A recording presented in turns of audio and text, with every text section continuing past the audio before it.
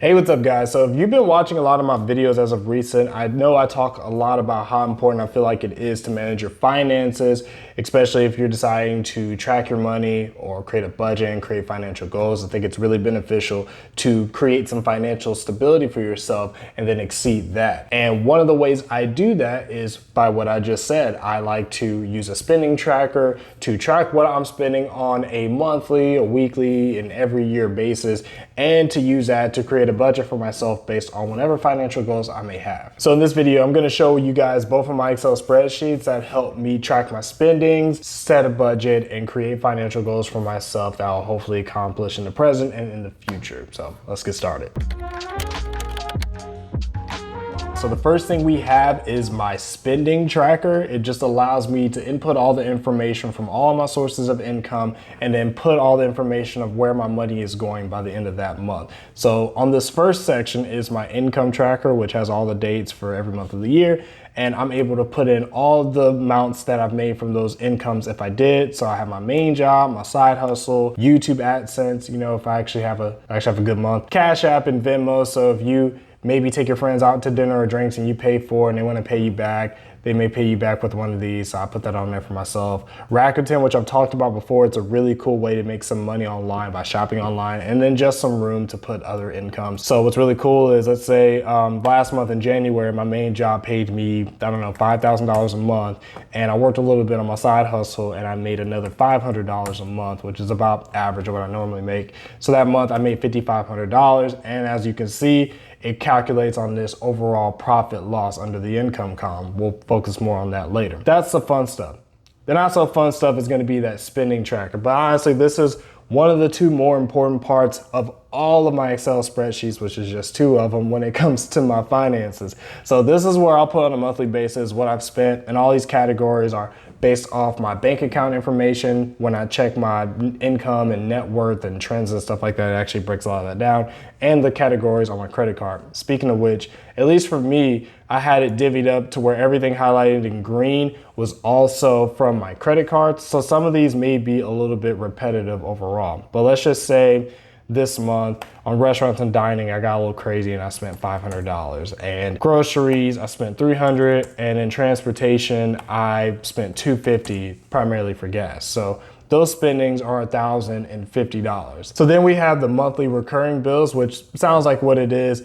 This is also beneficial, especially because if I see a trend of me losing more money every single month, one of the first places I'm gonna look at is my monthly recurring bills and what I'm actually spending on. Maybe there's certain things on here I actually don't need, but more than likely I'm gonna look at my other expenses, which is why I say both of these are the more important parts, or the most important part of this entire spreadsheet, or both spreadsheets. So let's say on here for January, I have something like rent. I spent $2,000 in January. Wi-Fi, let's say I spent $65.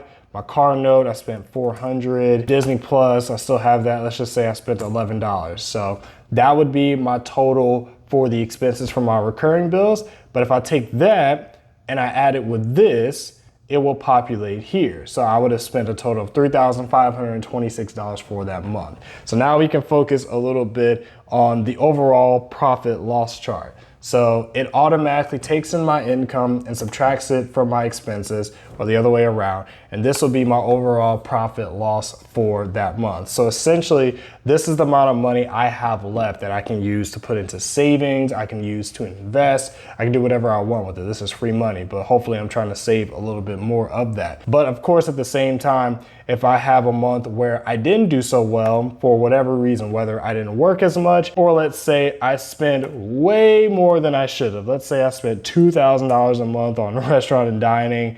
I went to the bar line, spent $2,000 somehow. That'd be really weird. But as you can see, my expenses exceed my income and now I'm in the negative.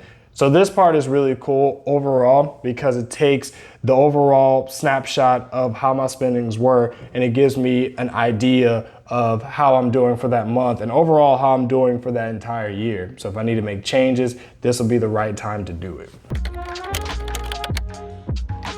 So next thing we have is my overall net worth spreadsheet. This is where I put in all the information that will overall show me how I'm doing for the month and for the year in itself. So the first place I typically start off is with this little table I created for every single month. I only have January and February on here for the time being, but it splits it up every month into my assets and my liabilities. So for me, for example, I have room to input all the information I have in my checking accounts, my savings, the new high yield savings that I created about a month or so ago, and all my investment portfolios, including my Robinhood one, and my information for my IRA and my 401k. Of course, it would be great just to have assets and not have to worry about owing money, but in this situation, that's not the case right now. So I have all my liabilities as well, my credit cards. If I have a car note, my car note, and if I'm paying student loans, I have the student loan information. So you can see how this works with the liability section. Let's say for my credit cards, I'm doing perfectly fine. I have no debt, but on my car note, I still owe $25,000 up until this point. And for my student loans, I owe $15,000. So it's gonna show that my overall liabilities are $40,000. But let's say by the end of January of that year, 2022, for example, in my checking account, I had $1,500. Let's say in my high yield savings, I had $6,000. And let's just also say my 401k is doing pretty well. I have $25,000. And we'll just leave it at that. So right now it's showing that my assets are $32,500, which is gonna be a lot less than what my liabilities are, and that's gonna get calculated to an overall profit or loss amount, which I'll get into in a second. So another thing I like to keep on this net worth tracker is my monthly dividend information. It actually makes more sense if I put this on my spending tracker, because in a lot of videos I'll talk about how my monthly dividends are a source of income for me because I get paid those every single month. But I just keep it here for the time being. And I honestly think for a lot of people that have a dividend portfolio, it is really cool to create a spreadsheet or have some way of tracking your monthly dividend payout, especially if you can go back in time, because it can show you that despite maybe investing a small amount every single week or every single month, how much that means in the grand scheme of things. So with my portfolio, I spend $25 a week investing into it roughly. And you can see how much growth I've had just over the past few years. Like with January 2020, I made $5.25. 2021, I made almost twice that much. That was a pretty big year as far as growth. The following year, last year, I made $15.34. And this year, I made $18.24. I anticipate obviously making a lot more this year than I did over the past few years. And having this average monthly payout show up as well is really beneficial, because I overall want to make triple digits at least. That's like my next big milestone when it comes to this dividend payout. And if I actually can make that much, then I wouldn't be hesitant to move this over to my spending tracker, because I can actually input that as a source of income. So that way I know I can use that money for something else, like a bill or something along those lines, rather than do what I'm doing with it right now, which is just reinvesting the funds, which is obviously a good thing too. So all this information that computes primarily from my monthly tracker, as far as my assets and liabilities, eventually gets inputted into this net worth section. So the easiest way I can go about doing this is under the cell for January, I'll just put equals a sum, or actually in this case, equals a minus, because I want to find the difference of the assets, and then control, hold that, and the liabilities. And once I do that, it's going to show me that I had a monthly net worth for the month of January of negative $7,500, which may not be that good. And then I can also see a chart that I put for that as well. And then also I'll input the information up here as well, so you can show me how much I'm making every single year.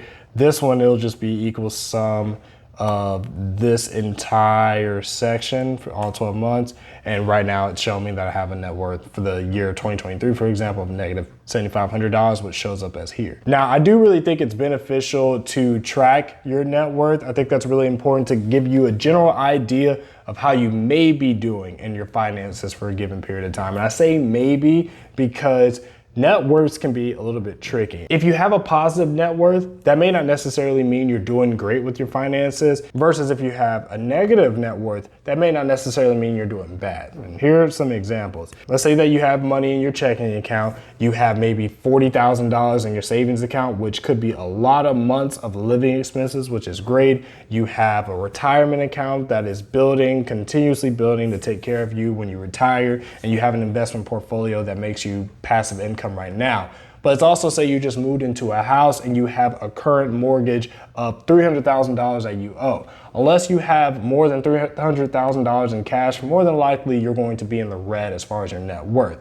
But that may not be necessarily bad in this case. Alternatively, let's say that you have no money in your savings account, so you have no living expenses for yourself if something were to happen with work. You have little to nothing in your 401k or your IRA. You're not really setting yourself up for your financial future, but you were handed down a car that is worth currently $150,000. And rather than sell it, you just want to hold on to it and drive it because you enjoy it, which is fine. But it's going to show that your net worth is in the green because the value of your car offsets the amount of money that you may not have or that you may owe. So in that case, a positive net worth may not necessarily show the entire story. So the point is, if you decide to track your net worth, just make sure you're really honest with yourself about what exactly is that including, and if being in the green is actually being in the green, and if being in the red is actually being in the red. So I hope this video helps give you guys an idea of how I use this budgeting format with the spending and the overall net worth tracker to give myself an idea of how I'm doing financially, and if I want to create goals for myself, how this is going to help me create those goals and to keep myself accountable. And I think accountability is the biggest reason why I actually enjoy manually inputting information. I also use the Mint app, but being able to manually input this information helps me paint the picture of my finances as I'm typing all the information in. So that gives me an idea, a bigger emotional idea of where my money is actually going and why I'm spending it so much. And when I create goals for myself, I know exactly where to look at first to deduct things to make those goals a lot easier. So hopefully this is something you guys are doing as well. If you're interested in these spreadsheets, let me know and I can put those links in the comments below. But I do appreciate you guys watching. Hopefully this helps you guys out in your financial journey. And until next time, as always, take care.